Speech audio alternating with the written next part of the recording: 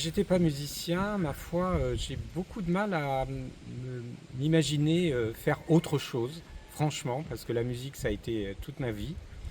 Je crois que ce que j'aimerais, c'est avoir suffisamment d'argent pour pas travailler et je m'occuperai des autres. Je crois que ce que j'aimerais, c'est faire, je sais pas, de l'humanitaire, aider les gens dans le besoin, même dans d'autres pays. Enfin voilà, je m'imagine plutôt comme ça, tourner vers les autres, mais en tant que vraiment activité, je ne me vois pas faire autre chose que de la musique.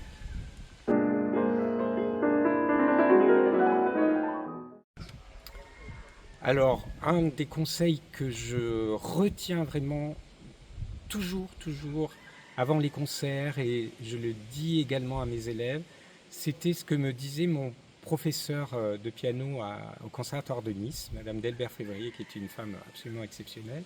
Et donc on travaillait, elle était d'une grande exigence, tout était absolument, il fallait que tout soit absolument parfait, millimétré. Et juste avant les examens, les concours, les concerts, elle me prenait les mains, elle me regardait dans les yeux, elle me disait: maintenant tu oublies tout et sois heureux de jouer. Voilà. Et je retiens ça comme, pour moi, c'est quelque chose de très important.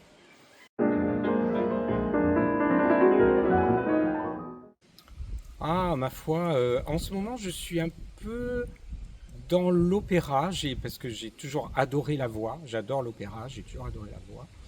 Et alors, il se trouve que parmi tout le répertoire d'opéra que j'aime beaucoup, j'adore Wagner. Et comme le festival de Bayreuth, auquel j'ai assisté un bon nombre de fois, a lieu en ce moment, ça va se terminer bientôt, j'ai eu un petit peu des échos et j'ai eu envie de réécouter un peu des extraits de Wagner comme ça. Donc voilà, de temps en temps, je vais sur YouTube et j'écoute des petits extraits d'opéra de Wagner.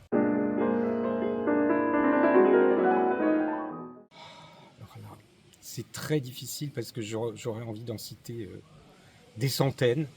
Je parlais de Wagner, donc évidemment, il y a des opéras comme Tristan et Isolde ou Parsifal sont des opéras qui m'ont vraiment bouleversé. Et puis,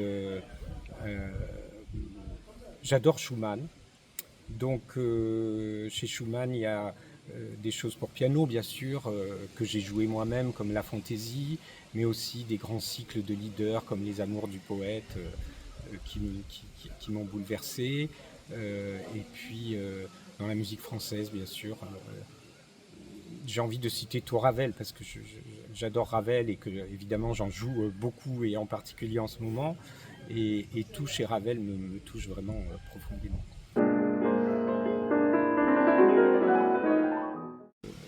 Comme la question est au conditionnel, ça veut dire que ça pourrait être avec quelqu'un avec qui ça n'est pas possible du point de vue chronologique.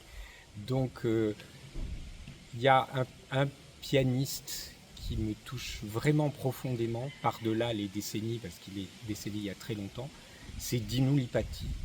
Et je crois que c'est quelqu'un que j'aurais adoré rencontrer, peut-être travailler avec lui et éventuellement même peut-être faire du quatre mains avec lui. Enfin voilà, c'est une personnalité qui me touche vraiment profondément.